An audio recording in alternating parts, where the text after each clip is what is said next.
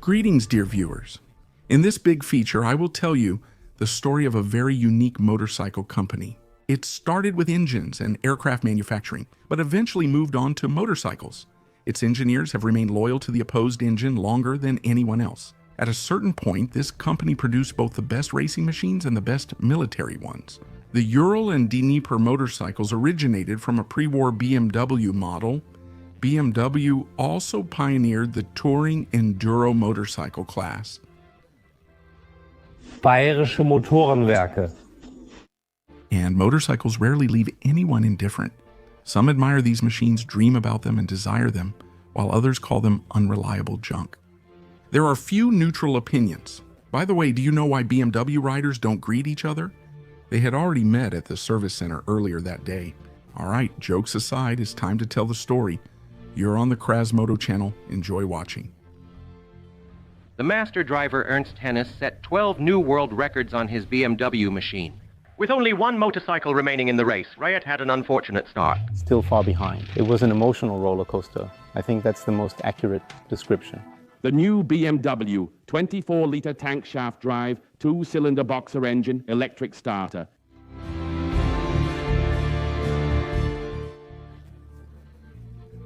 The early history is unrelated to motorcycles, featuring several individuals and companies in aviation and engine manufacturing.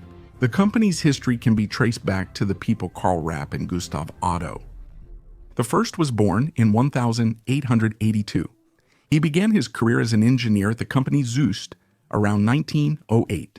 Later, he worked as a technical director at Daimler-Benz until 1912, after which he headed one of the branches of Flugwerk Deutschland GmbH. Flugwerk was engaged in the production and sale of airplanes, as well as the design and manufacture of special equipment for airports. And Karl Rapp was actually the managing figure of the company. But in 1913, the shareholders decided to shut down production, and Rapp bought out the production facilities and founded his own company. Karl worked on internal combustion engines and dreamed of producing them not only for airplanes, but also for cars. The second was born in 1883 and was the son of Nicholas Otto, the man who created the 4-stroke internal combustion engine.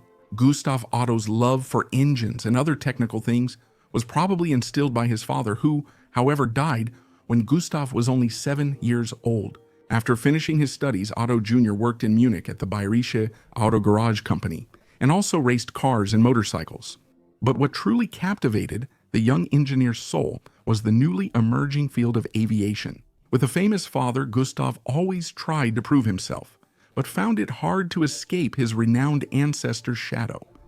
In 1910, he founded his own company, Gustav Otto Flug Maschinenfabrik, also in the aviation industry.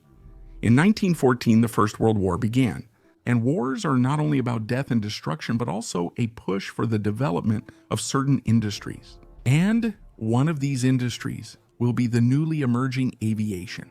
The government allocated good money for the development of engines and airplanes, and it's no surprise that in this niche, there were a number of inventors, industrialists, and companies who presented their developments and prototypes to the customer, with the goal of grabbing as big a piece of the government contract as possible.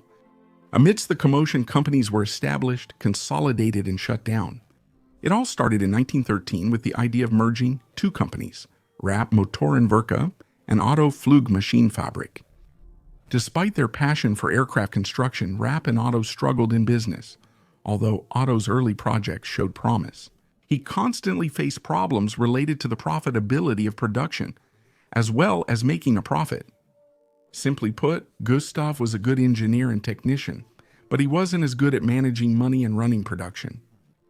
As the war went on, production problems increased, and by 1915, Otto was advised to nationalize the enterprise.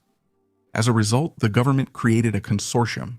The participants pooled their money, and Gustav was told to stop messing around and do things their way. Thus, in 1916, the company Bayerische Flugzeugwerke AG, or Bayerische Flugzeugwerke for short, was established. In 1917, the factory employed 2,400 people, and the company was producing 200 airplanes per month. A similar situation happened with Rapp. His company signed a contract with the Austrians to supply 600 aircraft engines, but due to disorganization, the deliveries fell through. Rapp was forced to resign. However, the official version is considered to be health problems. Soon, a reorganization of Rapp Motorenwerke was initiated, resulting in the creation of a new company, Bayerische Motorenwerke GmbH, the well-known BMW. Franz Josef Popp becomes the company's chief executive officer, and in 1917 he hires a young engine engineer, Max Fritz. And please remember the name Max Fritz, because it is him we should thank for creating the first BMW motorcycle. As you may recall, Germany lost World War I, and under one of the many conditions of the Treaty of Versailles, Germany was forbidden to produce airplanes and aircraft engines. And this period could have been fatal for the companies mentioned earlier. To maintain production, it was critical to begin making legal products. Salvation arrived as a license from Berlin's Knorr-Bremse AG to manufacture railway brake systems. The Berlin-based business succeeded and they acquired BMW in full. At that moment, the name BMW could have vanished into other companies, but it didn't. Its former main shareholder, the Austrian entrepreneur Camillo Castiglioni, felt that the restrictions imposed by the victors would soon be eased, and it would be possible to return to designing aircraft engines. And in 1922, he bought back from Knorr-Bremse the rights to the brand and part of the production, specifically the part where aluminum castings were made and engines were assembled. Prior to 1922, BMW remained in business by manufacturing high-capacity inline-four engines for trucks, tractors, and boats. At that time, a young engineer named Martin Stolle was working at the company. In his free time, Martin enjoyed riding his British-made Douglas motorcycle. At one point, Stoll decided to produce an engine exactly like the one on his Douglas. This engine could be installed on light vehicles, such as the same motorcycle, or used in small aviation. Thanks to its good traction characteristics, the British engine was disassembled, thoroughly studied, and copied with minimal changes. And that's how the BMW WWII Piatnadsat engine was born. It's not stolen, they just didn't pay for it. I wonder where the commenters are who always mention that Ural and Dnieper motorcycles originate from BMW. While true, the first BMW motorcycle engine was actually a copy of the British Douglas. At the same time, it's unlikely that right after World War I, Martin Stoll went to Bristol to negotiate licensed production. The M2B15 was a 500cc side-valve boxer engine with a maximum power of 6.5 horsepower. The engine quickly became famous in Germany for its high reliability and smooth operation, and soon Stolle's design was installed on motorcycles of the brands Gilius, Bison, SMV Corona, Hoka, and the most successful machines with this engine would be Victoria motorcycles, where Martin Stoll would soon go to work. And on all these machines, the engine was installed just like on the popular and widely copied Douglas motorcycle. Let's return to the personality of Camillo Castiglioni. By the early 20s, he was representing another half-dead aviation company, Bayerische Flugzeugwerke, AG, Bayerische Flugzeugwerke. The very same one founded by Otto, which after the war produced a small series of Gilius motorcycles. BMW and Bayerische Flugzeugwerke were merged together under the name BMW. And the chief executive officer, Franz Josef Popp, and the chief designer, Max Fritz, were tasked with starting motorcycle production using the existing facilities. And here, Martin Stoll's copied British Boxer engine would definitely come in handy. That's the intricate history of the BMW company. By the way, Gustav Otto never managed to surpass his ancestor. Failures in production led to a prolonged depression. Gustav even ended up in a psychiatric hospital in 1915, but after his mental health improved, he tried his hand at car manufacturing. But new life difficulties led to depression again, and in 1926, at the age of 43, Gustav took his own life.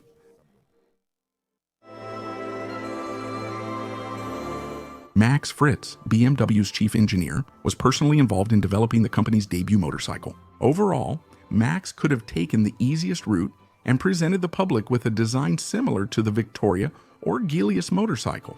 But things turned out a bit differently. Before starting development, Castiglione, Pop, and Fritz studied the design of the Gilius motorcycle, which was produced by the company acquired by Bayerische Flugzeugwerke. After a brief inspection, Fritz gave a disappointing verdict. The best thing you could do with the Gilius was to sink it in a pond. All right, let me explain it simply. They'll dunk you and I'll have a cup of tea.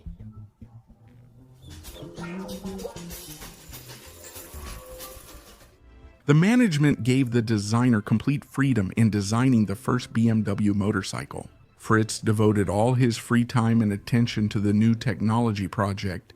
He even had a drawing board at home.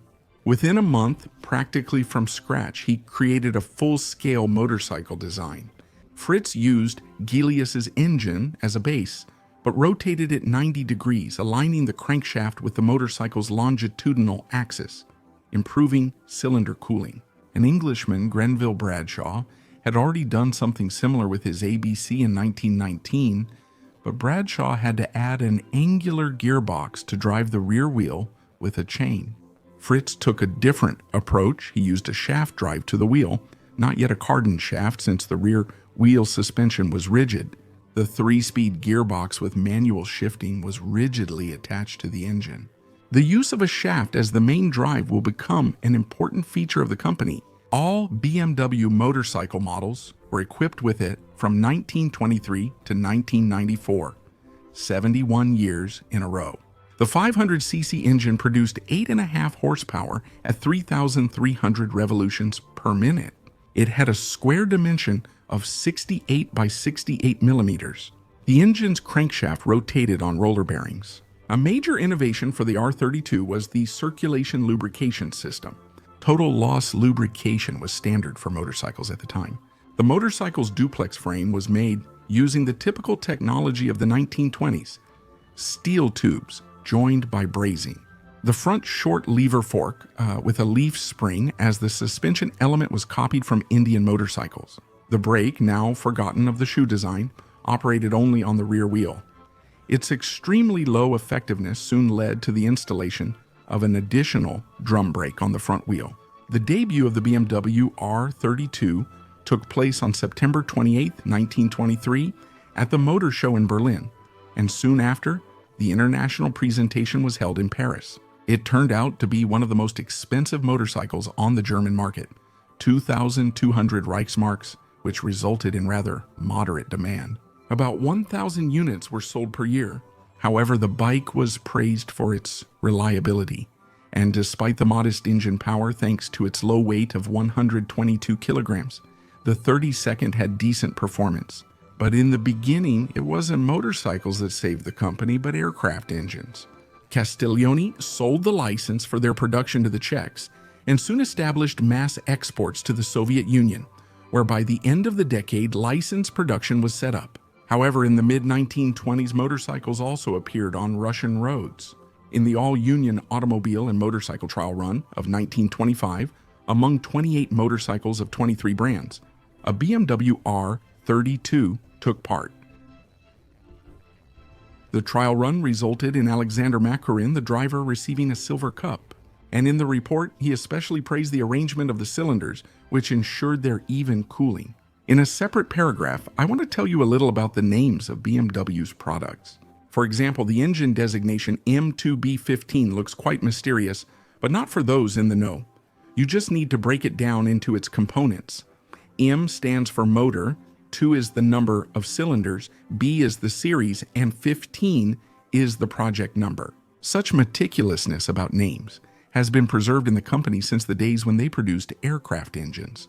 Why do most BMW motorcycle model names start with the letter R? It's simple. Since the mid-1920s, a naming regulation for equipment was established. Engine, M, transmission, G, German, Getriebe, motorcycle frame, R, German, Rahmen, car chassis, F, Fahrgestell. That's how the first and subsequent BMW machines got their names. When the frame of the new motorcycle was added to the project list, it was assigned the number R32. The engine was named M2B33, which was later shortened to M33. The motorcycle's transmission was designated as G34. The internal frame project number was officially included in the commercial name BMW R32. From 1923 to 26, 3,090 BMW R32 motorcycles were produced.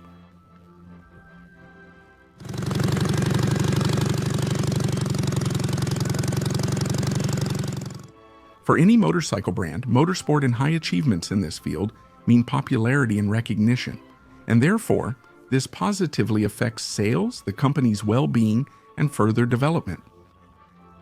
BMW was heavily involved in racing. The company's first model was unsuitable for winning. Developing a sports model required utilizing technologies and experience from aircraft engines. Since 1923, Rudolf Schleicher, a certified engineer and active motorcycle racer, had been working at BMW. He took on the implementation of the project. In 1924, the R37 model was ready, and it was presented to the public in December. Even before that, the motorcycle won the German 500cc class championship. Schleicher designs a sports motorcycle engine based on the 500cc engine from the R32. The cylinder heads received overhead valves and were made of aluminum. The valves were operated by push rods, and all of this was tightly sealed. At that time, it was a great achievement. The engine produced 16 horsepower, twice as much as its predecessor. The R37 raced in numerous events, making BMW famous. In 2 years, 152 units of the R37 were produced, and during the same period, they won more than 100 races. The designer himself also contributed. Rudolf Schleicher won a gold medal at the International Six-Day AASDT in 1926. From 1924 to 29, all the top titles in the German championships in the 500 cubic centimeter class were won on BMWs. Let's get back to civilian technology. The first single-cylinder motorcycle was the R39 model from 1925. The chassis, nearly identical to the R32 and R37, was fitted with a single-cylinder 250cc engine producing 6 horsepower. The first year of production of the R39 was used by Josef Stelzer to participate in the German Road Racing Championship in the 250 class, in which he achieved victory. The single-cylinder model was quite expensive and did not gain popularity. Its production was discontinued in 27. The BMW R42 debuted in Berlin on November 26, 1925. It replaced the 32nd. Instead of the primitive shoe brake on the rear wheel, a drum brake was introduced which acted directly on the main drive shaft and was located right behind the gearbox. The engine was seriously redesigned. It received removable cylinder heads made of aluminum alloy, almost the same shape as the ones we know from the M72 motorcycle. The engine power was increased to 12 horsepower. That is 1.5 times more. But the manufacturers managed to lower the price of the new machine. The R42 cost 1,510 Reichsmarks. As a result, the 42nd surpassed its predecessor in the number of units produced by 2 times. The BMW engineers didn't rest for long after releasing the new model. By 1928, they had already introduced 2 motorcycle models with a side-valve boxer engine, the 500 R52 and the 700 R62. A modular approach was used in the engine design. Both engines had the same piston stroke, 78 millimeters, and accordingly the same crankshafts, connecting rods, and so on. The different engine displacements were achieved by varying the cylinder diameter, 63 millimeters, for the 578 for the larger model. The R52 produced the same 12 horsepower as the R42, while the 62 already delivered 18 horsepower. The engines were paired with a newly designed 3-speed gearbox, and modern 19-inch tires replaced the old clincher type. For the first time, electric lighting became standard equipment on motorcycles. Despite a number of innovations, the junior model kept the same price as the 42nd, and the 62nd was only 10% more expensive. By then, police and military had come to value the benefits of BMW technology. Exports abroad also increased, and despite a production period of only about 1 year, maybe a few months more, 8,700 motorcycles were produced. Such a short production period was due to the fact that the company had already prepared to release the new model R11. Its main feature was a completely new frame. The old tubular soldered design couldn't withstand use with a sidecar, and it was expensive to produce. Therefore, the company's engineers designed a new one. It was made from stamped halves joined together with rivets, as well as welding in the front part. The front fork was also made from stampings joined with rivets and a cast lower yoke, retaining the previous design scheme with a quarter elliptical spring. But the power unit, a 750cc opposed engine with 18 horsepower, remained the same. BMW made around 7,500 R11 motorcycles over a 5-year period, discontinuing the 500cc model. These machines were loved in the Army for their endurance and reliability, and not just by the German Army. Here's another interesting fact for you. R11 was the first motorcycle to enter service with the Moscow Traffic Regulation Department. A small number of these machines were purchased in 1930 to 31. In parallel with the R11, the R16 model was produced. It was equipped with a more powerful overhead valve boxer engine and was positioned as a touring motorcycle. The engine, with a displacement of 736 cubic centimeters, boasted a power output of 25 horsepower, and in the latest versions, from 34, the power increased to 33. Over 5 years, 1,006 units of the R16 were produced. An attentive viewer might have noticed at first glance a small inconsistency. From the 28th to the 29th, almost 9,000 motorcycles were produced, and then the beloved and reliable R11, over 5 years, only 7,500. How come? Remember history. What happened in 1929? Specifically, on Black Thursday, October 24th, and the following few days. The Great Depression began, and its effects soon reached Germany as well. The economy of the Weimar Republic collapsed, and the lineup of first-class but expensive BMW motorcycles with large engines simply became unaffordable for most people. The BMW management quickly realized that they needed to introduce an affordable people's model. Thus, in 1931, the R2 motorcycle appeared, with a 198cc overhead valve engine producing 6 horsepower. This displacement, and not 250cc like on the R39, was chosen for a reason. According to the laws at that time, motorcycles with an engine displacement of less than 200 cubic centimeters did not require a driver's license. That way, BMW wanted to expand their audience. In the first year, 4,161 units of the WWII were sold at a price of 975 marks. The R11 of the same year cost 1,750. A year later, the lineup of single-cylinder models was expanded with the 400 cubic R-Veer motorcycle. And in 36, the R-Dre with a 300 cubic engine replaced the 200. By the mid-30s, the situation in Germany changed, and the economy was now on the rise. This also affected the range of motorcycles being produced. An important milestone in BMW's technical development was the introduction of a telescopic front fork with hydraulic shock absorbers, for the first time ever on production motorcycles in the world.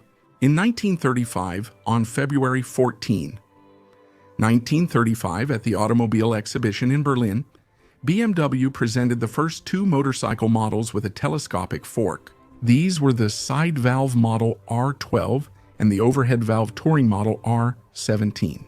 The motorcycles were a continuation of the R11 and R16, respectively. The R12 was equipped with the same side valve boxer engine. Due to the 2 versions of carburetors used, its engine produced either 18 or 20 horsepower. It was simple, reliable, and easy to maintain. The engine did not overheat in hot weather and started up easily even in the coldest conditions, thanks to the intake manifold heating system using exhaust gases. The wheels were interchangeable, and the gearbox became a 4-speed.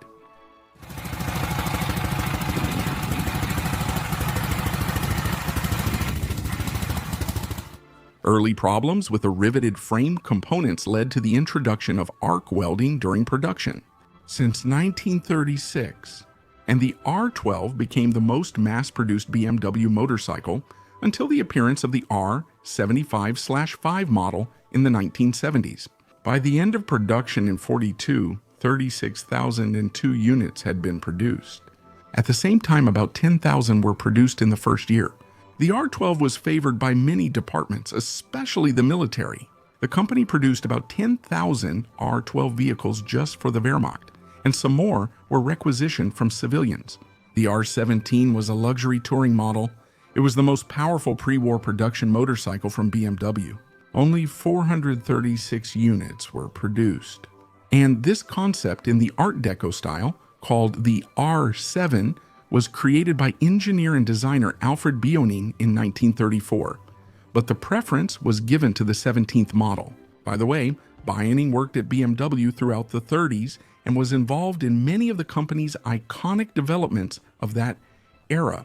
By the mid-30s, BMW motorcycles increasingly featured a foot-operated gear shift mechanism, which, however, was duplicated by a hand lever for some time so as not to shock the brand's loyal fans too abruptly. At the 1936 Berlin Auto Show, BMW presented its most sporty motorcycle at the time, the 494cc R5. The new engine used a tunnel-type crankcase, similar to the single-cylinder engine of the R2. The lightweight all-metal frame, made of oval section tubes, combined with the revolutionary telescopic front fork, promised excellent road performance for the motorcycle, even though the rear suspension was still unsprung. The power of 24 horsepower allowed the motorcycle to reach speeds of up to 140 kilometers per hour, which was only slightly less than the maximum speed of the 33 horsepower R17. However, the lightweight tubular frame improved the motorcycle's handling so much that the R5 surpassed models with larger engine displacement in terms of average speed. In 1937, a limited series of R5 SS Supersport motorcycles was released designed specifically for motorcycle racing. With an increased power output of about 4 to 5 horsepower, this raised the maximum speed to 160 kilometers per hour. Also, in 1937, the company briefly produced the R6 model. The engine displacement was reduced to 600 cubic centimeters by decreasing the cylinder diameter. The R6 was somewhat lighter and faster than the R12 model and a bit cheaper. The military found it too flimsy, but the police appreciated the equipment. The German Postal Service also purchased these machines. The single-cylinder models continued to develop. A telescopic fork also began to be used in their design. In 1937, the R20 model replaced the R2 and R3, and its engine size still allowed it to be ridden without a license. In the same year, the R35 model replaced the R4. The R35 was designed for use by government agencies, police, and especially the military. It was deemed highly durable, rigid, and reliable. In 37, production began in Munich, and in 40, the 35 was discontinued because it no longer met the requirements of the Wehrmacht. Until 38, a driver's license was not required for motorcycles with an engine capacity of up to 200 cubic centimeters. This regulation was changed, and a new category of driver's license was introduced for motorcycles with an engine capacity of up to 250 cubic centimeters. BMW's response was to increase the engine capacity right up to the limit. That's how the R23 model appeared. And for the owners of the R20, the company offered a kit to increase the engine capacity to the new standard of 250 cc. In 38, a new line of BMW motorcycles with a boxer engine was introduced to the public. The distinctive feature of these motorcycles for the first time in BMW's history was the spark plug suspension of the rear wheel. Since the wheel was now movable relative to the frame and the engine with the gearbox, a universal joint had to be installed on the shaft. These were the R51, R61, R71, and R66 models. Two of them were equipped with side valve engines, and the other two with overhead valve engines. The R51 was a continuation of the R5 model, and the R66 replaced the 17th model. The R61 and R71 replaced the R6 and R12. Although, as you may recall, the 12 was produced in parallel until 42. One of these models, namely the R71, became the prototype for the Soviet motorcycle M72.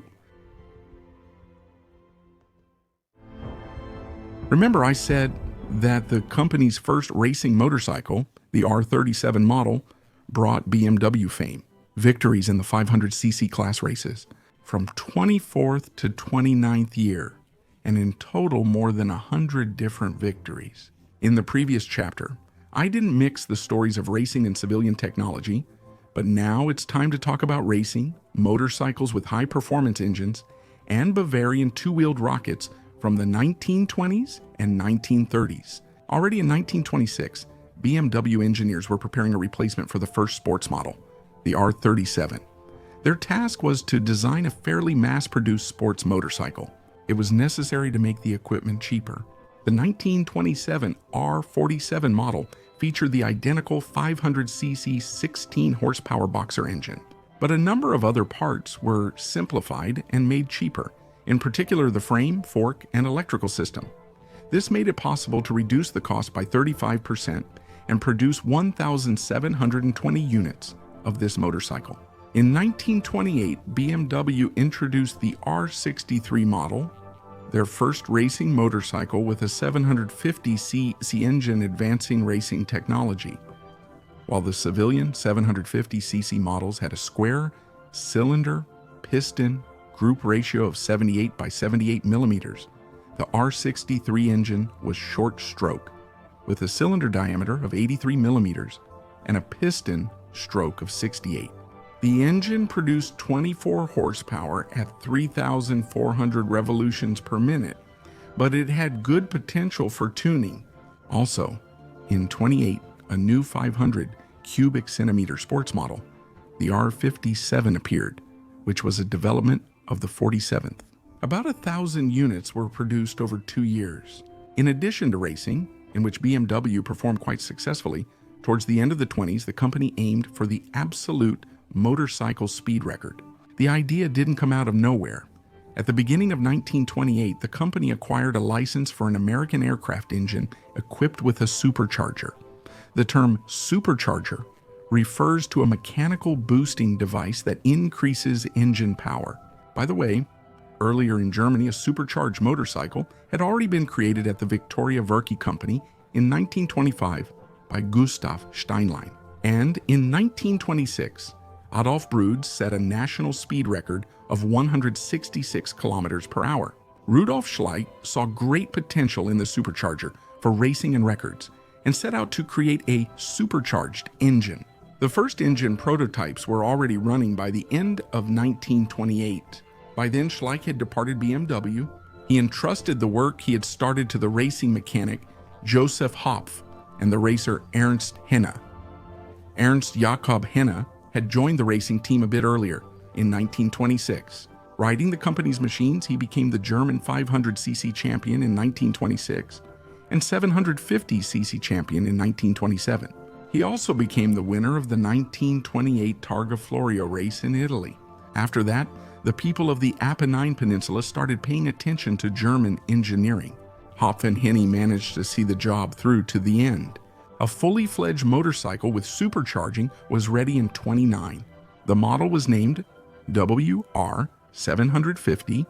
It was based on a racing 750cc engine from the R63.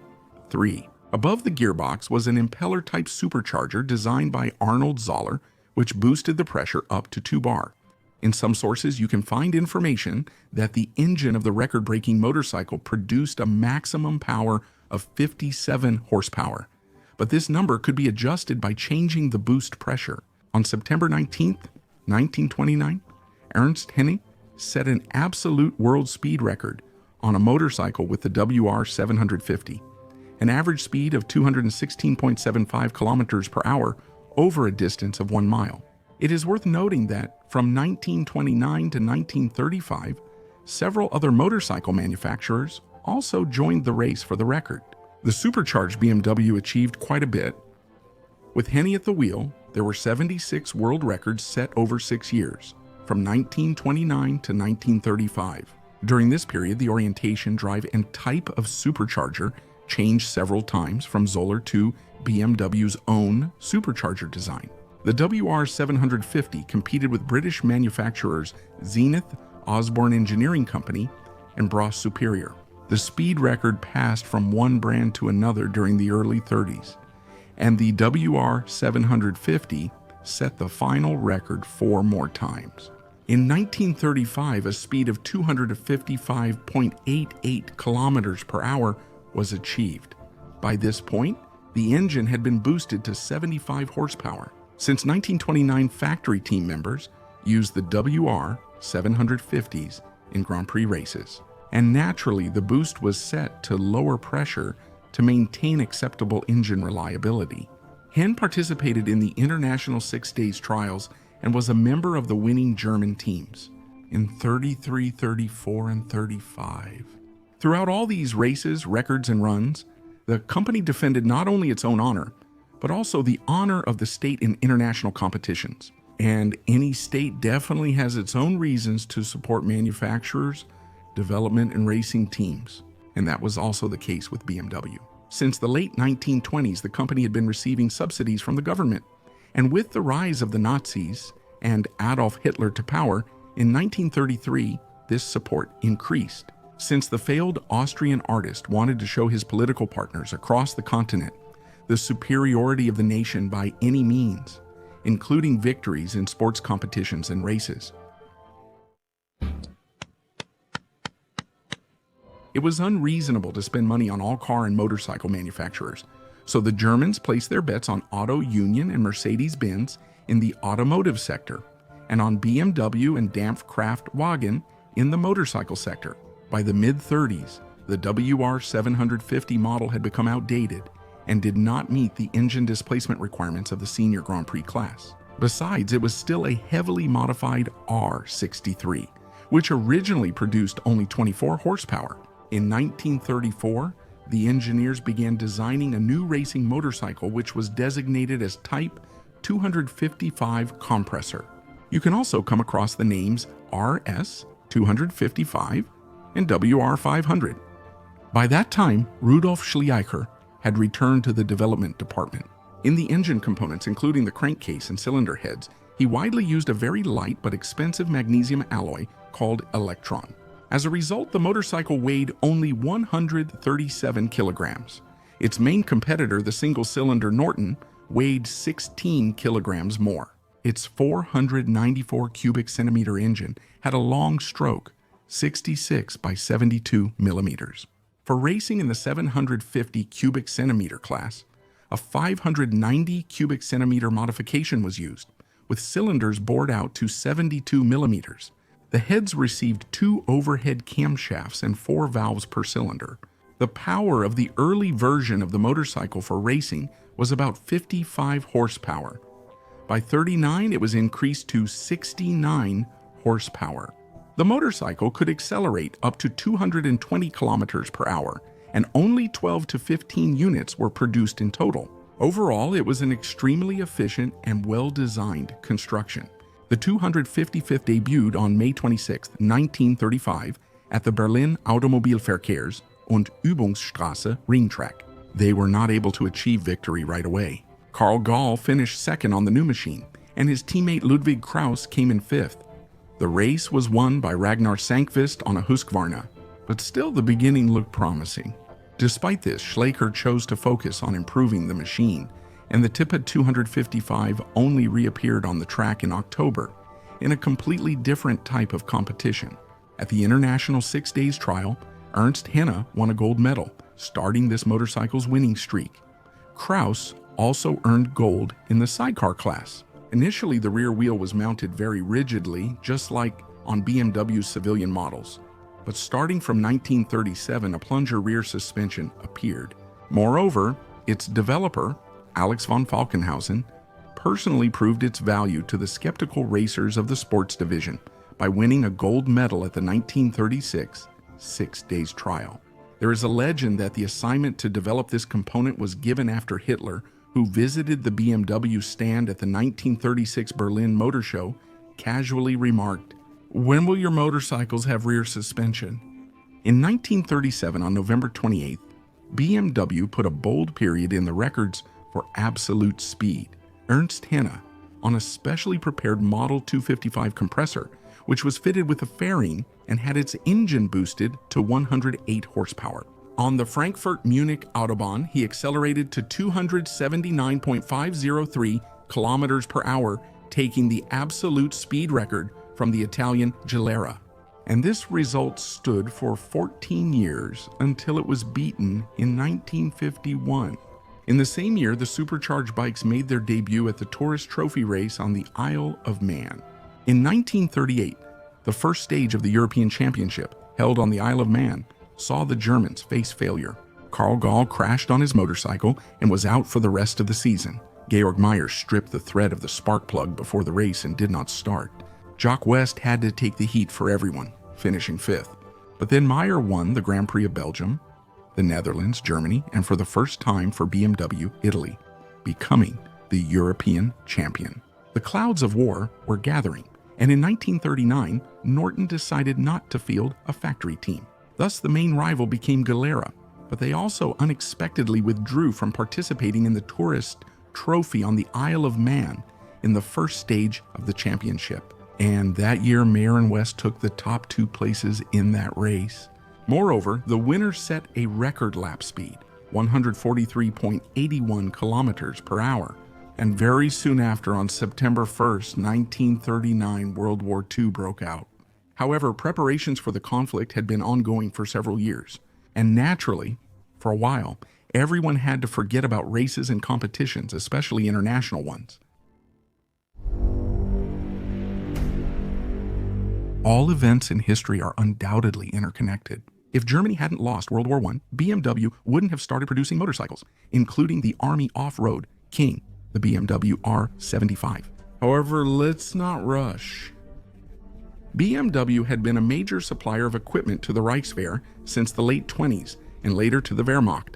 The R11 was probably the first motorcycle model that caught the attention of high-ranking Army officials. In the military version, a sidecar was introduced, which was logical for a heavy motorcycle. The R11 can be considered the starting point for developing heavy Army motorcycles. Then there was the sturdy R12 model, which became so popular with the military that despite its outdated design, it was produced right up until 1942. As a result, the R12 became not only the most widely produced heavy motorcycle in the German Army, but also the most widely produced motorcycle for several decades.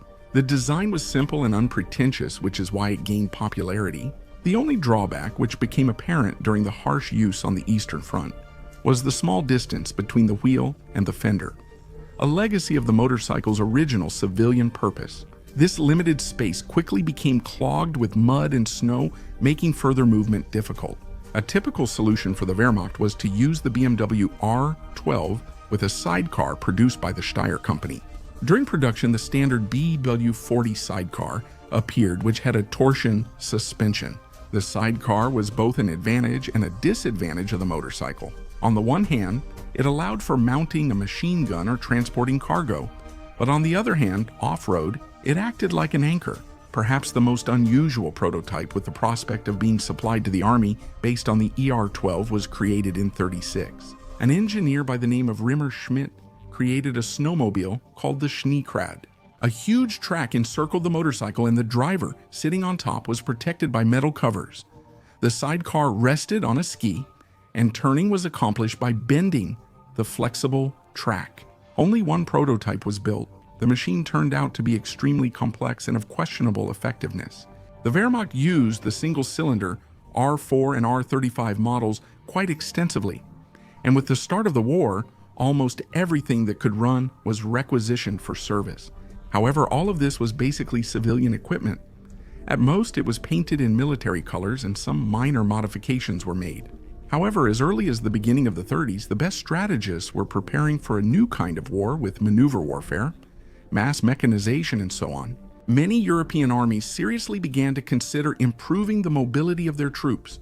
Thus, in 1935, the concept of military motorcycle infantry was formed, according to which a motorcycle with a sidecar was supposed to deliver 3 fully equipped soldiers to the front line in the shortest possible time.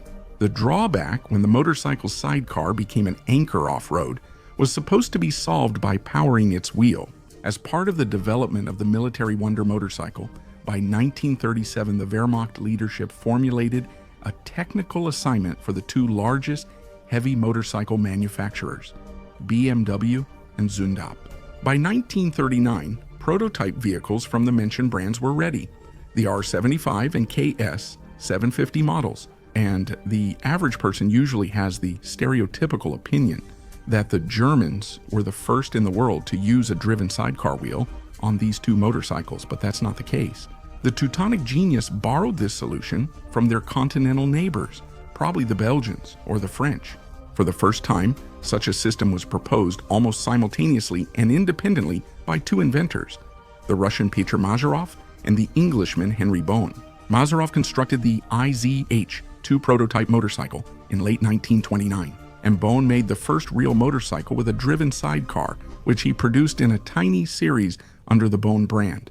From 1930 to 1936, Belgians pioneered using this system for mass-produced military motorcycles. This was the Fabric National M12ASM model, which appeared at the beginning of 1937. The French later introduced the Gnome 8 Rhone motorcycle model. Test runs in general, and especially the International 6 Days trial, played a very important role in the development of German military motorcycles. This had a particularly strong impact on the training of numerous motorcycle corps, which became the vanguard of the German armored divisions. The R75 was extremely well designed, reliable and unpretentious, but at the same time, it was very expensive. Its price was somewhat higher than that of the Kübelwagen army car. It should be noted that the R75 changed throughout its entire production period. Engine parts, attachments, paintwork, and many other things were modified. Officially, the first version had no name, but nicknames like Europa and Sibir were commonly used. The most well-known of the later versions was called Sahara. This version was used in Africa by Rommel. In total, from 1940 to 1944, 16,500 BMW motorcycles were produced. But this number was not enough for the enormous scale of the war, and the Wonder motorcycle, despite being almost perfect from a technical point of view, could not change the course of the war in Germany's favor. The BMW R75 is officially the most mass-produced military model, but there is a high probability that the most common one in the Wehrmacht was actually the R12.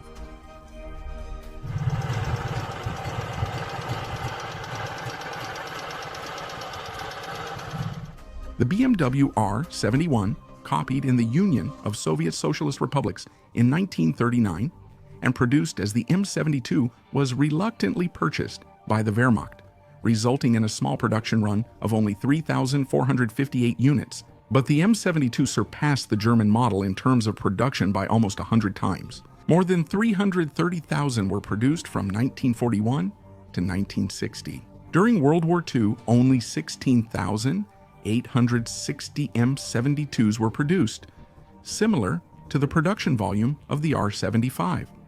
The Soviets weren't the only ones who copied BMW. Here's an example, the Harley-Davidson XA, created for the war in Africa. The Americans truly appreciated the advantages of the Boxer engine. Or here's the French post-war Retier, produced for the police and the army. The French considered the developments, blueprints, and some BMW equipment to be legitimate war trophies. Well, you're quite the Frenchman.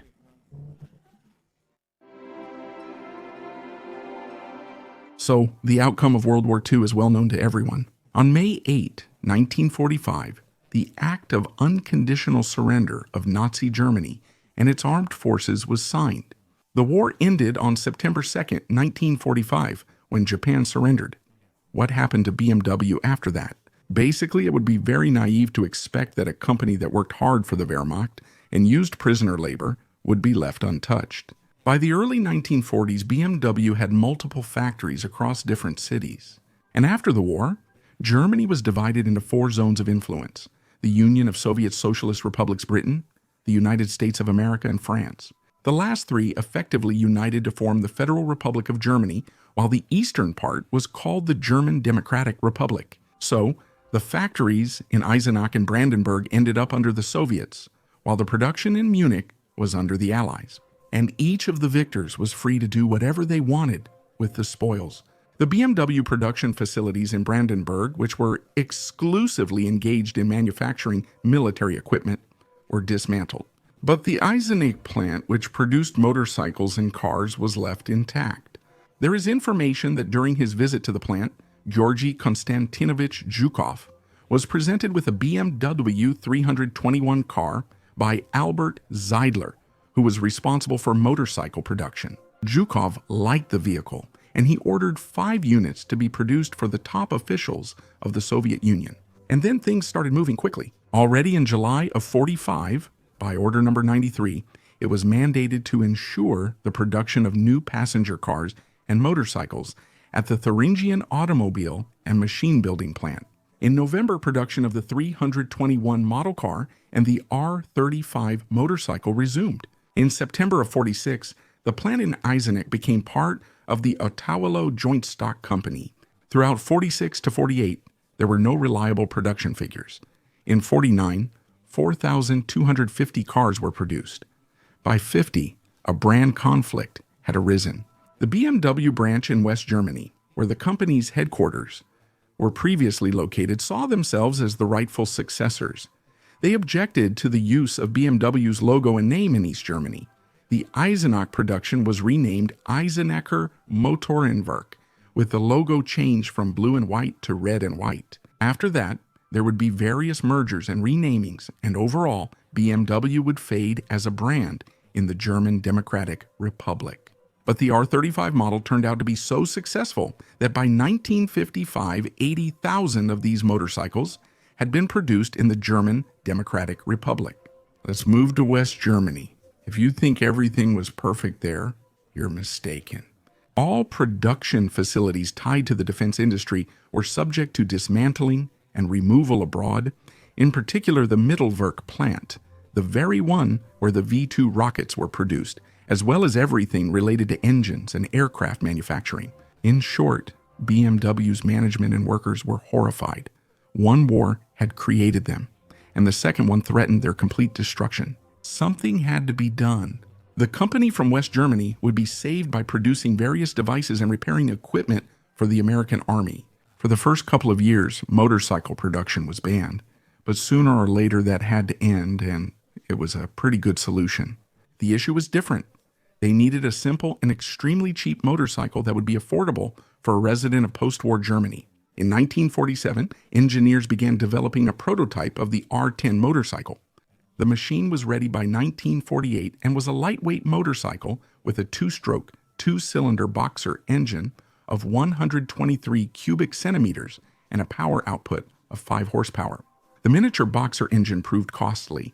Inherently, this configuration is pricier than single-cylinder or inline twin engines. The R10, having a similar displacement, was not mass-produced with only 1 unit released. The model of revival for BMW will be the R24. The company's management obtained permission from the Occupation Administration to produce a motorcycle. They were only allowed to release a single-cylinder model. This was a key factor in the R10 model not entering production. BMW enthusiasts dusted off old projects, took the pre-war R23 model as a base, tweaked the engine a bit, and by December of 48, the first R24 units were ready. The following year, the motorcycle sold 10,000 units, and a year later, 17,000 had already been built. BMW was very lucky in the late 40s. They managed to survive the post-war crisis and even break into foreign markets, particularly the most lucrative one, the United States of America. The persistence of management and employees' hard work were not the only factors that helped. Often there are much larger processes happening all around. In the post-war years, the Marshall Plan was launched in West Germany. As a result, this process would later be called the German economic miracle. And if you look a little behind the scenes, it was a strategic move by the United States to create a force to counter the Soviet Union. Financial investments started flowing into the country. Germany's pre-war debts were forgiven, and foreign markets opened up for German goods. And this process benefited BMW and many other companies. The economy was gaining momentum, the population's well-being was increasing, and this is exactly what explains the significant growth in motorcycle production. For example, the R25 model, which replaced the R24 in the early 50s, sold in record numbers for the company. Just the third generation of the R25 saw 47,700 units roll off the assembly line. Gradually, the strictness of the bans was reduced, and by the year 50, the company introduced the opposed model R51/2, which was based on a pre-war model, and just a year later it was replaced on the assembly line by the third generation R51. In that same 51st year, the R67 model was released. It looked similar to the R51, but was equipped with a 600cc engine. And a year later, the Germans introduced the sports model R68. It seemed to have the same 600cc, but thanks to a higher compression ratio and other improvements, the engine produced not 26, but 35 horsepower, which allowed the solo motorcycle, as the British say, to do a ton, meaning it could reach 100 miles per hour, roughly speaking, 160 kilometers per hour. By presenting the R68 model, prepared for 100-mile races, at the International Fahrrad- und Motorradausstellung International Motorcycle Exhibition, BMW confidently announced its return to the circle of the world's best motorcycle manufacturers. In '55, a significant change took place in the lineup of heavy BMW motorcycles with a boxer engine. On the new R50, 60, and 69 models presented to the public at the exhibition in Brussels. In '55, a rear swing arm was used instead of a plunger suspension. And instead of a telescopic fork at the front, a swing arm with two shock absorbers was also used. Such a front suspension is called Earls, after its inventor, the Englishman Ernest Earls. BMW didn't use it just for nothing. Although it was heavier, it prevented nosediving during hard braking, and it also performed excellently on vehicles with a sidecar. This solution made it possible to achieve a significant improvement in handling. In fact, BMWs from the second half of the 50s were the benchmark for handling. The sportiest model in the new lineup, the R69, holds a rather interesting record. In the United States, transcontinental races from ocean to ocean have been popular since the early 20th century. On June 8, 1959, John Penton rode a BMW R69 from New York to Los Angeles in 53 hours and 11 minutes, beating the previous record by more than 24 hours. At that time, it was a tremendous achievement that served as great publicity.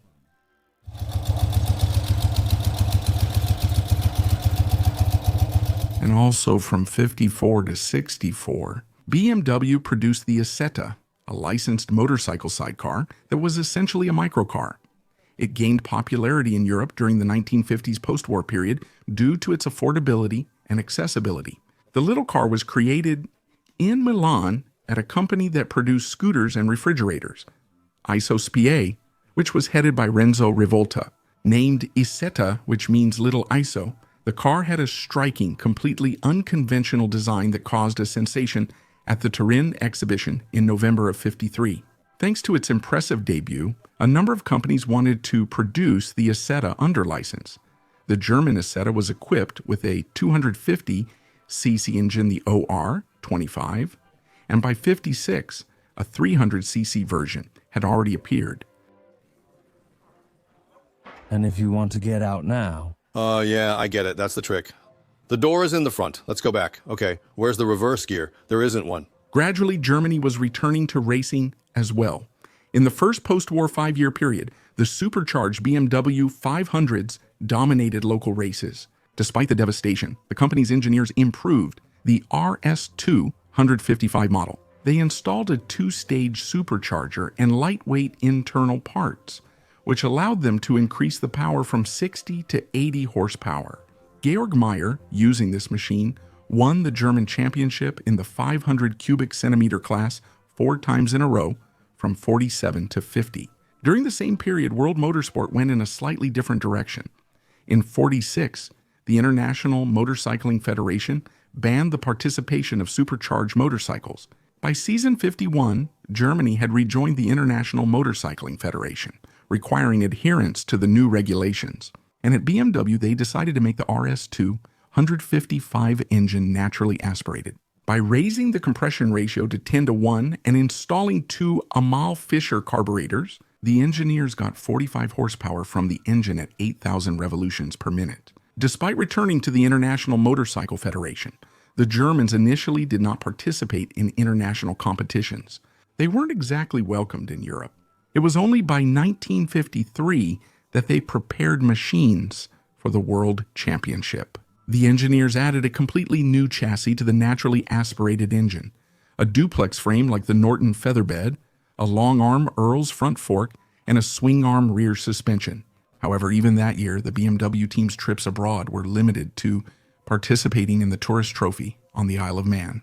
And even that ended with a technical retirement. The modest result didn't bother the Germans at all, especially since in 1954, they released a batch of 24 RS54. Motorcycles RS stands for Rennsport, and they began experimenting with factory engines. Different cylinder piston dimensions, larger valves, Nicasol coating on the cylinder walls instead of liners, direct Bosch fuel injection, and so on. As a result, they managed to achieve 61 horsepower. Since the injection system didn't work well at medium revs, on difficult tracks they used a version with two Dell'Orto carburetors, which produced 58 horsepower. The best season for the BMW solo bike was 1956, when Walter Seller took second place in the World Championship. But the RS engine truly found its calling in sidecar racing. At first, the absolute dominance in this sport belonged to the English, who competed on Norton motorcycles. But in 1954, the champions were members of the BMW factory team, Wilhelm Noll and Fritz Krohn. On October 4th, 1955, Noll, on a specially built BMW machine, the role of the sidecar was performed by a third wheel enclosed in a fairing, set 18 records in the sidecar class. The maximum speed he achieved was 280 kilometers per hour. In total, from 1954 to 1974, riders on BMW motorcycles with sidecars became world champions 19 times. Moreover, not only members of the factory team performed successfully, but also independent racers who used engines from the ERS-54, released in 1954. The company supplied them with new spare parts on the condition that they returned the worn ones. In the 1950s, European motorcycle companies faced a crisis, all because of the improvement in people's welfare and the appearance of small, affordable cars. In Italy, for instance, the Fiat 500 was a motorcycle killer. So, more and more people preferred four wheels over two, a roof over your head, no splashes from puddles on your clothes, and so on. During this time, people began to widely abandon the concept of motorcycles with sidecars. BMW was also affected by this crisis. In 1954, the company produced 30,000 motorcycles, but by 1957, that number had dropped to less than 5,500. By the late 1950s, BMW was facing financial troubles. It barely avoided a merger with Daimler-Benz thanks to a combination of funding from the brothers Herbert Quandt and Harold Quandt, the increased success of the automobile division, and the sale of the aircraft engine division. By the late 1950s, BMW motorcycles were conceptually outdated, with a drive shaft on a single-cylinder bike. Boxer engine? The king of engines in the 1930s, but inline fours dominated races by the 1950s sidecar? As car ownership soared in Western Europe, the need for it vanished. Changes in the motorcycle market led to the last single-cylinder model with a drive shaft being discontinued in 1967. In the 1960s, a number of motorcyclists became interested in more sporty models. The R50 and second-generation R60, as well as the R69S, became the last models on which a sidecar could be installed. In the motorcycle niche, BMW focused on two things. First, they had extensive pre-World War II experience supplying equipment to government agencies like the Army and police. And starting with the R51 model, they began mass-producing equipment for police forces in various countries, both in Europe and America. and these are contracts for hundreds of thousands of units, and that's guaranteed money in the company's pocket. The popularity of BMW motorcycles for the police was not only due to their reliability and prestigious image. The company itself fully equipped the vehicles with everything needed for service: sirens, signal lights, luggage racks, crash bars, the necessary paintwork, and so on and so forth. Simultaneously, it operated on the any whim for your money principle. We sign and go. It was precisely thanks to this approach that throughout the company's history, BMW motorcycles served in about 150 countries. The second point they focused on was powerful, dynamic, and at the same time reliable models. In 1960, the R50C and R69C appeared. There was also an R6010 United States version, specifically for the United States market with a telescopic fork. The engine of the 69 had a displacement of 600 cc and produced 42 horsepower, making it the fastest production BMW motorcycle, reaching 175 kilometers per hour. This model allowed BMW to strengthen its global market position. BMW started riding not only on European roads, but also conquered American highways. In the press, this motorcycle was compared to a Rolls-Royce. And do you think an ordinary German who had just rebuilt his city after the war rode such a machine? Not at all.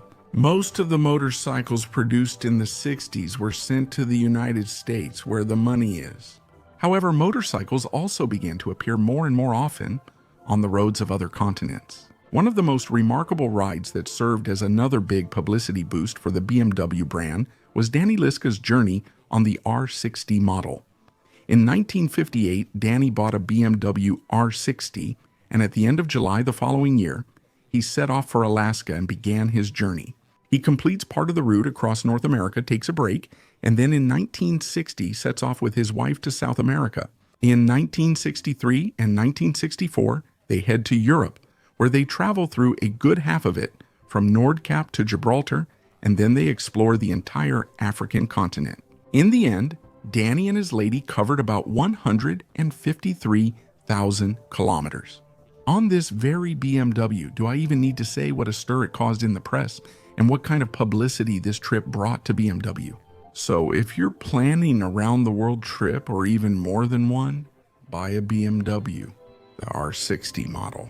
In 1969, the entire equipment lineup was updated with a /5 series. It consisted of 3 models, the R50, the R60, and the R75, with corresponding engine displacements of 500, 600, and 750 cc. The engines were completely redesigned compared to their predecessors, and the crankshaft bearings were upgraded from roller bearings to plain bearings. The camshaft now had a chain drive and was located below the crankshaft rather than at the top of the engine in order to lower the center of gravity.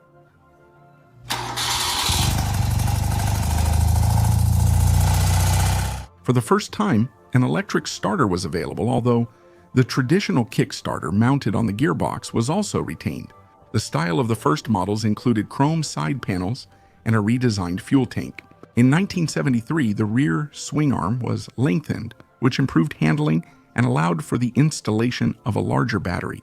The introduction of the /5 models coincided with the relocation of production from Munich to a new factory in Spandau, West Berlin, at the site where the Siemens aircraft engine plant was previously located.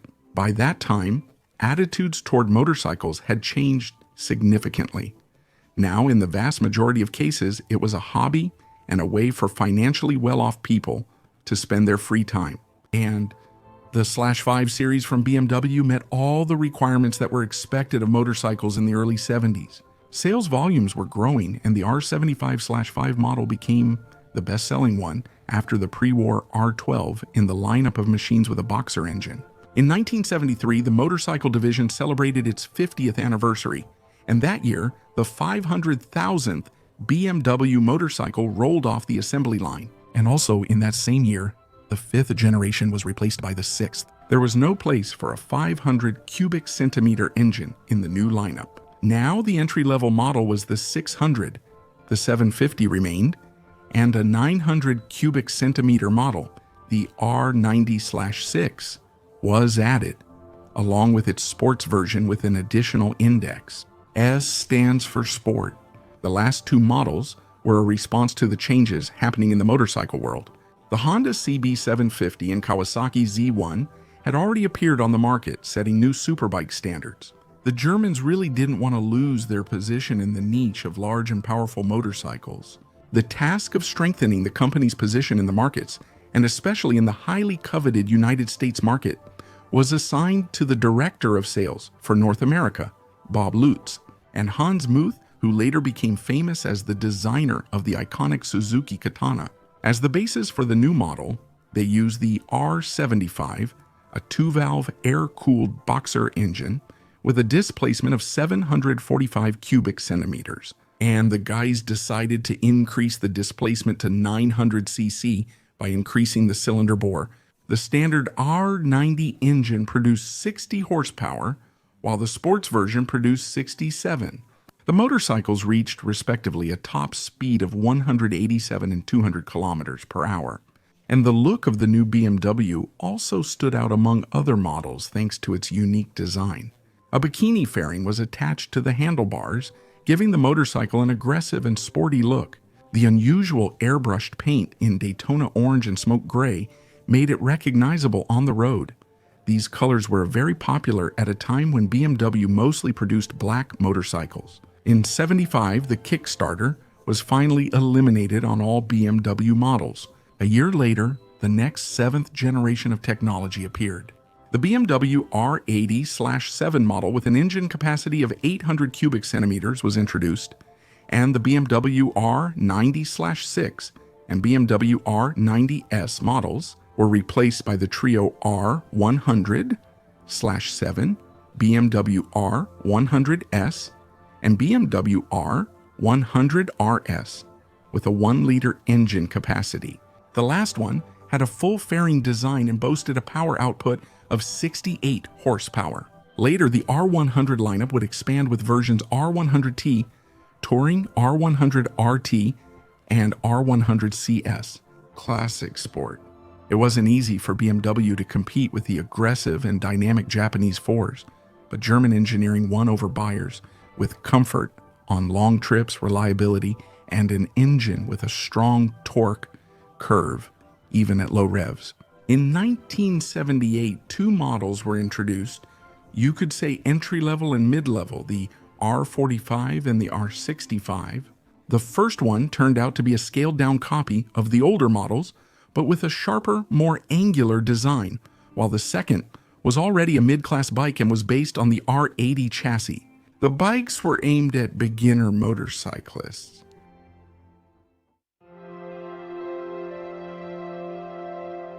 The 70s were generally a normal period for BMW despite the growing dominance of Japanese inline 4s in the segment. The company was financially stable and the management decided to get involved in racing. The Boxer engine was no longer competitive in road racing, so it was decided to focus on the second most popular direction, off-road. On a lightweight R75/5 motorcycle, Herbert Scheck won the German championship in the over 500 cubic centimeters class 3 years in a row, from 1970 to 1972, and earned 2 gold medals in the famous 6 days race in 1971 and 1973. In those years, lightweight motorcycles with 2-stroke single-cylinder engines already dominated off-road competitions. But as it turned out, the heavy German motorcycles with Boxer engines also had decent potential. In 1979, BMW won the German off-road championship. This became the beginning of the brand's successful journey in rally racing in the following years. At the end of the 70s, the popularity of various types of rally competitions was growing. The inaugural Dakar Rally, now the most famous, was held in late December 1979 and early January 1980. Initially, it was believed that in this type of race, a motorcycle with a medium engine capacity and low weight would be able to win. No one could have imagined that the heavy German elephants with cylinders sticking out on the sides would be able to perform successfully. But 4 victories in Dakar in 1981, 1983, 1984, and 1985 say otherwise. In 1980, BMW essentially invented the dual-purpose motorcycle class, or the Touring Enduro. The R80 Gelände, Schießstraße, was developed for BMW by engineer Rüdiger Gutsche, a successful participant in international six-day races who competed on his specially modified R75/5. Geländestraße stands for Geländestraße, which literally means off-road, road in German. In 1987, they started writing the index without the slash, and its meaning changed slightly. Now, GS stood for Geländesport, which means off-road sport. I've also come across an interpretation that sounds like Gentleman Scrambler, but personally, I have my doubts about this term. Well, never mind. The R80 GS had an 800cc engine with 50 horsepower. The engine was taken from the R87, but it used a Nikasil cylinder coating, which helped reduce weight. Compared to road bikes, this model featured increased ground clearance, longer suspension travel, and off-road sized wheels. The monolever suspension appeared on this model for the first time. BMW had already found success in off-road competitions and had extensive experience in six-day events, and not to test the new model while also not promoting it at some grand event would have been unforgivable. In the 1981 Paris-Dakar Rally, Hubert Ariel claimed victory, riding a specially prepared R80 GS motorcycle. The following year, the Bavarians lost to Honda, but in '83, Ariel repeated his success on the 870cc version of the R80 GS. Gaston Ray won the Dakar on the R80 GS in 1984. And in '85, the engine displacement was increased to 1,000 cubic centimeters and the power to 75 horsepower. And Ray won again. It was a huge success, making the R80 GS a bestseller. The rally trend was strong in the '80s. And what did the average motorcycle enthusiast want after seeing footage on television of racers battling through the sands and rocky terrain of the Sahara in incredibly tough conditions? He wanted to get at least a small taste of that adrenaline. And for the vast majority, it was enough to just leave the asphalt for the first dirt road to feel the euphoria, with sweat breaking out on their backs. Well, for more experienced motorcyclists, it was a journey with elements of adventure and riding not only on public roads. And naturally, the BMW R80 GS was supposed to help with that. After all, it won the Dakar 4 times. BMW acted very wisely in promoting the new model. The company offered a lot of additional parts for the motorcycle, a 32-liter tank instead of the standard 19.5, with Gaston Rayer's signature, a single seat, a stainless steel exhaust system, luggage systems, and so on. This meant that for the first time, a motorcycle manufacturer was offering a bike straight from the factory to the consumer, ready for travel and off-road adventures. And in 1984, in honor of their victories, the company released a special edition of the R80 Gelände Straße Paris-Dakar road bikes. These motorcycles featured an enlarged fuel tank in the style of racing machines. You could say that this was the grandfather of modern Gelände Straße bikes, with the adventure designation. 1980 to 1987, 21,860 motorcycles of this model were produced, establishing the beginning of the BMW Geländestraße lineup. To this day, the segment of large, comfortable touring enduros remains one of the cornerstones of BMW's motorcycle business. In 1986, the R80 Geländestraße was joined by the R100 Geländestraße with a 1-liter engine. And in 1987, the R80 Geländestraße was replaced by the R65 Geländestraße. By 2009, BMW had produced 500,000 Geländestraße series motorcycles. It was a success, all thanks to the meticulous work of BMW's marketers, who promoted the Wonder motorcycle for conquering the world's terrains in every possible way. They promoted the machine in events of an external nature. Just think of the journeys of Ewan McGregor and Charlie Berman, carefully documented in the series Long Way Round. And this pair rode the R1150 GS. And before the project started, the team was choosing whether to sign a contract with BMW or with KTM. They settled on the latter, but a few months before the start, KTM refused to cooperate, citing the impossibility of completing the route in the Siberia region.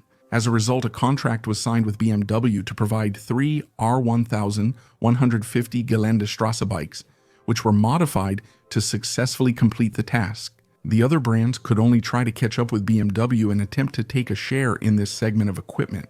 BMW anticipated changes in the road motorcycle sector as competition from Japanese motorcycles intensified, particularly in the road and sports bike segments. Around the mid-70s, BMW even considered equipping their new flagship models with a 4-cylinder boxer engine. By 1975, the Honda Goldwing 1000 motorcycle with this engine configuration had already debuted publicly, and any similar machine from BMW would have seemed secondary anyway. They had to put the blueprints in the archive and look for other solutions. In 1977, 28-year-old engineer Josef Fritzenwenger built a prototype motorcycle with a longitudinally mounted inline car engine from a Peugeot 104. But this creation did not satisfy the team of engineers. The motorcycle with a car engine turned out to be extremely heavy and unmanageable. At the beginning of 1979, BMW Motorrad was headed by Eberhard Sarfert, who immediately gave a push to those who needed it, and the project began to develop. A group of 250 people was given the task of developing an engine with at least 90 horsepower while maintaining fuel efficiency at the level of competitors. To do this, they switched to Bosch injection and opted for an 8-valve cylinder head design with 2 camshafts, aiming to upgrade to 16 valves later. Thanks to these efforts, BMW debuted the K100 model at the Paris exhibition in '82, a motorcycle where BMW first moved away from the boxer engine concept in favor of something new. The engine was mounted longitudinally in the frame and lay on its side, with the crankshaft on the right and the cylinders facing to the left. To keep the engine, motorcycle length, and wheelbase within reasonable limits, the cylinder diameter was made small, 67 millimeters, and the piston stroke was 70 millimeters. To make the construction lighter, the engine served as a structural element of the frame. Both the road K-Stow and the sports touring K-Stow RS, which appeared a year later, looked very modern for the early 80s. Thanks to the introduction of the new engine, the Germans managed to catch up with the Japanese in terms of performance. They even released an advertisement in which the descendants of samurai are surprised by the appearance of the flying brick. The K1 had the following specifications: 90 horsepower, a curb weight of 239 kilograms, a top speed of 220 kilometers per hour, and acceleration from 0 to 104.3 seconds. More than decent, but it wasn't sporty enough and not quite a touring bike either. That's why the base model, so to speak, didn't catch on in the market, but the K1 RS version became a bestseller. Already in 1984, more than 30,000 K-Series motorcycles were sold. The K1 even got its nickname, the Flying Brick, because of the unusual placement of the engine integrated into the frame. In 1985, the BMW K75 was added as an entry-level model. The 75 had an inline 3-cylinder 750 ECC engine, the first BMW engine with a balance shaft. In 1989, the K100 model received an upgrade, increasing its power to 100 horsepower by replacing the 8-valve head with a 16-valve one. Also, instead of the monolever rear suspension, the paralever suspension appeared, which added comfort and handling to the motorcycle. At the end of the 80s, the paralever became the hallmark of BMW motorcycles. And in '93, the telelever front wheel suspension appeared in the design of two-wheeled machines. It is worth noting that a number of engineers worked on finding the optimal suspension for motorcycles in the 80s. Similar developments existed in Italy, for example, Moto Guzzi, and devices similar to the telelever were created by the Frenchman Claude Fior and the Scotsman Norman Hossack. BMW utilized Hossack's developments in particular. In 1988, BMW introduced the K1 model, the first sports machine after a long break in production. The motorcycle featured a full fairing and bold design, but the heavier construction didn't exactly make it a real road menace. And the appearance of a motorcycle like the Honda Fireblade in 1992 put an end to the K1. After the K100 series became outdated, it was replaced in 1992 by the K1000 series with a larger engine, which still produced the same legally limited 100 horsepower.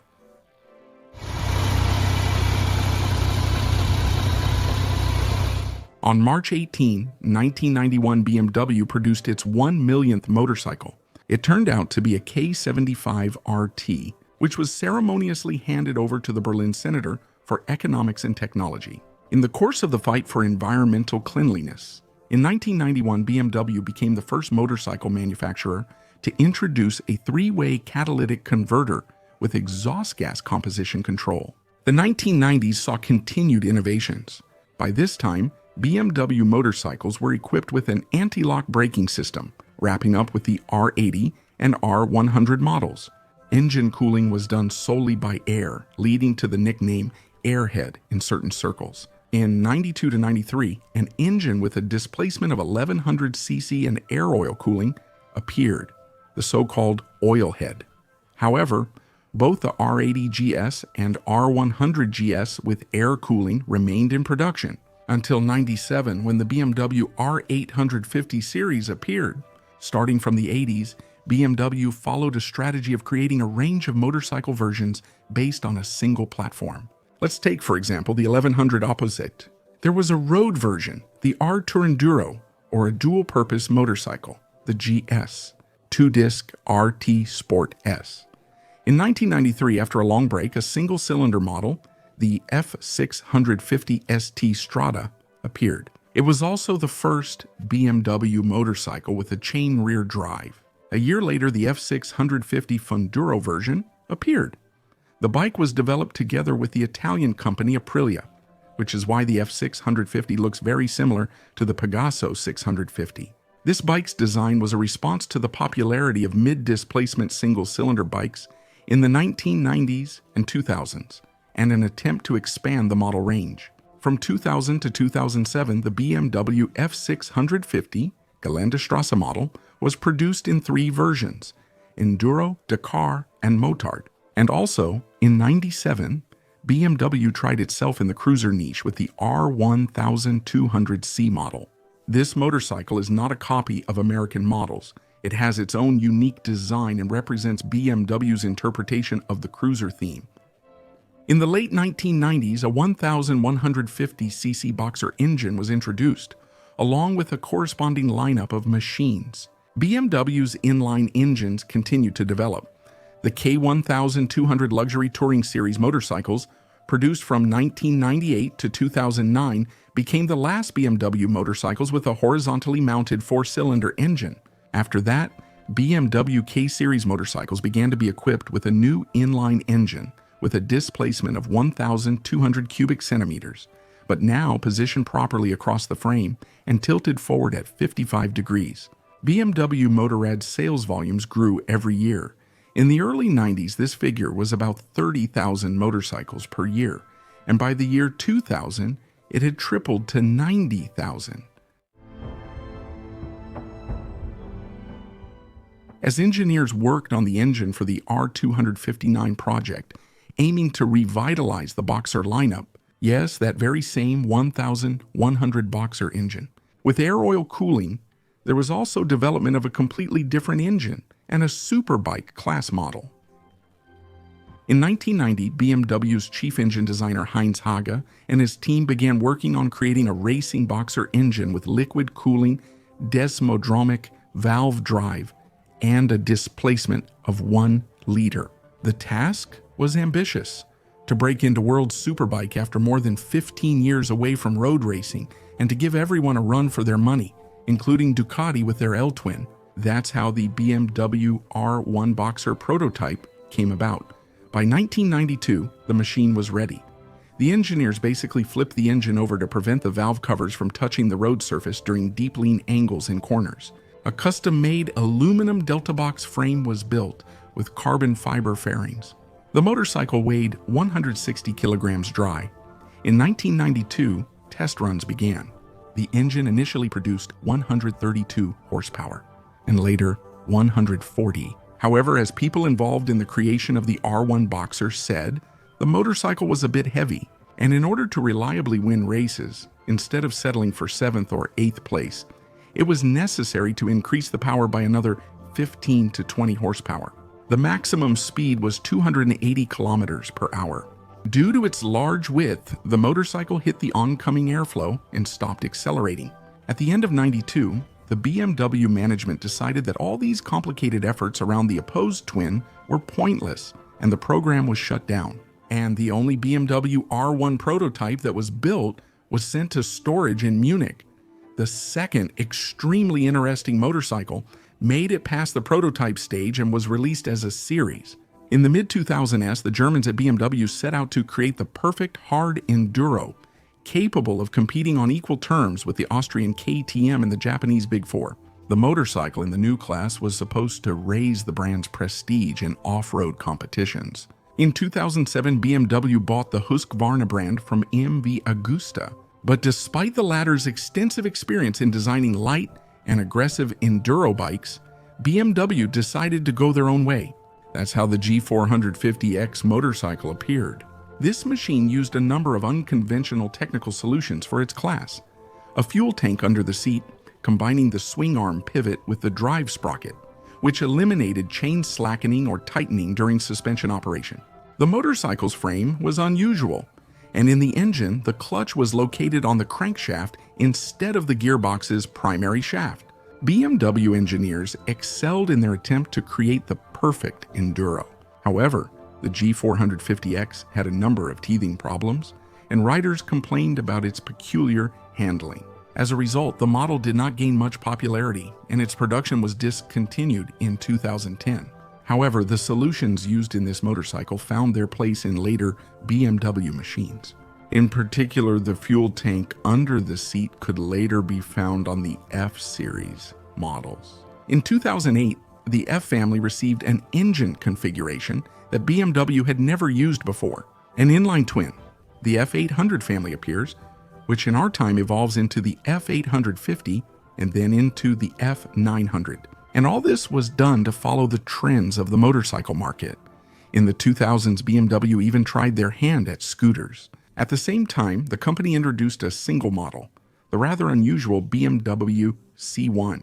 BMW's intention when creating the C1 was to get car drivers onto this scooter on crowded city streets. The idea was to offer the agility and maneuverability of motorcycles, but without many of the associated dangers or problems. The C1 was an enclosed scooter that offered the user additional safety features and protection from bad weather. The driver sat in a car-style seat with a 4-point seatbelt. Introduced in the year 2000, this scooter was available throughout Europe, but sales were disappointing and the C1 was discontinued in 2002. In 2009, the electric version C1E was introduced as a concept. By 2004, the Boxer twin had evolved. The R1200 series of motorcycles appeared. The oil-head engine remained, but its displacement was increased to 1,170 cycles. And for quite a long time, BMW didn't really upgrade this engine much. It was only in 2013 that they switched it to a liquid cooling system. By the late 2000s, the K-Series lineup was updated. By 2008 to 2009, the inline-4 engine had grown in displacement to 1,300 CT. A couple of years later, in 2011, two 6-cylinder touring models were added to the K-Series, the BMW K 1600 Grand Touring and the BMW K 1600 Grand Touring L. The first one is the Grand Tourer, the second is the Luxe Tourer.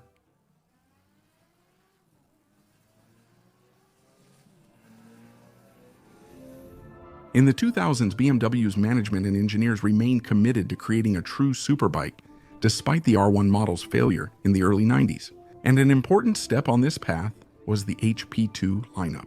They took the 1200 Boxer as a base and built 3 motorcycle models around it. The HP2 Enduro was produced from 2005 to 2008, the HP2 Megamoto from 2007 to 2010. And the HP2 Sport from 2008 to 2012. The first 2 models were received by the public relatively coolly, but the Sport version received a lot of flattering reviews. The project manager of the H2 Sport, Gerhard Lindner, was a racer himself in the past and had a very clear understanding of the direction in which the development of the H2 Sport should go. The goal was more ambitious than ever to create the fastest and most advanced motorcycle with a boxer engine in history. They managed to create a 199 kilogram machine with a maximum power of 133 horsepower. Until 2018, this engine remained the most powerful boxer from BMW. The main goal of HP2 Sport was not high sales. It was necessary to test a number of technologies before creating a real superbike. Besides, the mood of the engineering team after creating HP2 was at its peak. In Munich in April 2008, BMW presents a sports model that can compete on equal terms with the best sport bikes in the world. This is the S1000RR production of the leader bike started in 2009. The dynamic characteristics of the S1000RR turned out to be excellent thanks to the most powerful engine in its class, 193 horsepower. Starting from the third generation in 2015, it had 199 horsepower. Such potential was enough to accelerate from 0 to 100 in 3 seconds and reach a top speed of 299 kilometers per hour. In the comparative test Master Superbike of 2010, the motorcycle covered 1 kilometer from a standstill in 18.5 seconds, reaching 285 kilometers per hour. The classic distance, a quarter mile, was covered in 10.1 seconds, with a finished speed of 235 kilometers per hour. German magazine Motorrad tested the most powerful 1-liter sports bikes. And the S1000RR turned out to be the most dynamic motorcycle, reaching 305 kilometers per hour and accelerating from a standstill to 200 kilometers per hour in 6.9 seconds. Thus, the BMW S1000RR surpassed all mass-produced motorcycles in terms of speed as of the year 2010. The BMW S1000 RERR competed in the 2009 Superbike World Championship. A few years later, a more specialized racing version of the S1000RR received the High Performance 4 Index, and in September 2020, the more advanced M1000RR was introduced. The bike was originally intended exclusively for racing, but at the same time it was approved for use on public roads. This is what's called homologation. By the way, this is the first BMW motorcycle model to feature the M prefix in its name, which is more commonly associated with cars. In fact, this is a significantly upgraded S1000RR. The modified engine boasts a power output of 212 horsepower. Significant improvements and modifications have been made to the suspension and braking system, and the fairing has received special winglets that increase downforce. In 2014, the S1000XR appeared, a crossover model, let's say, built on the basis of a slightly retuned engine from the sport bike.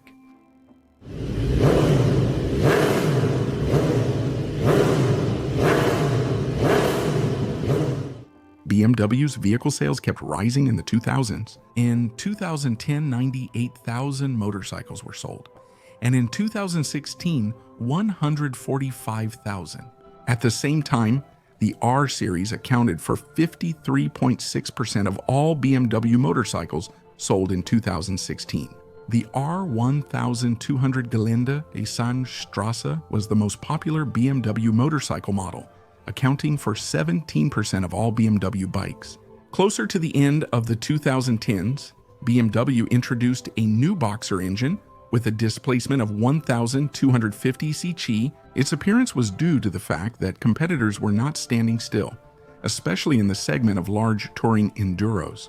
And the good old R1200 GS by that time had started to lose in terms of power and torque to many others in its class. That's how the R1250 GS and the road version RT appeared. In fact, in 2024, following the same trend, the 1300 model of the Gelände Straße appeared. More power and torque, less weight, updated design, and an optional automatic transmission. The R18 model deserves a separate mention.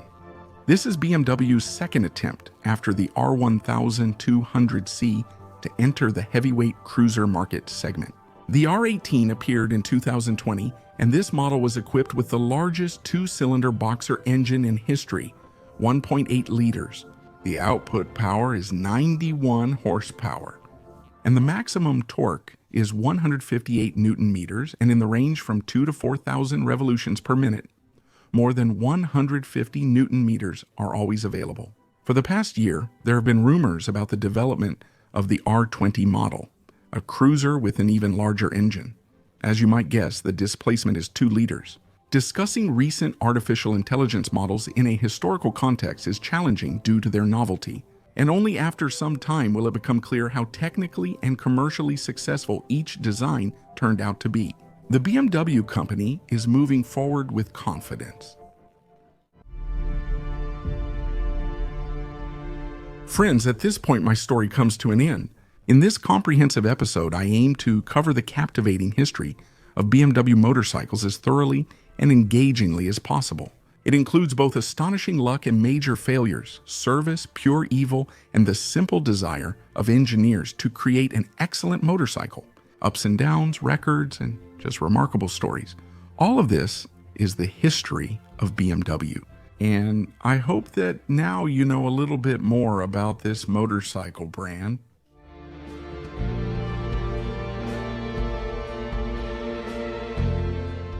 Episodes like this require a lot of work on my part, and I create all of this on my own. But thanks to your support, your views, reactions, subscriptions, reposts, comments, donations, and so on.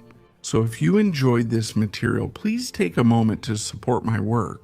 This was Krasmodo Channel with you. See you next time.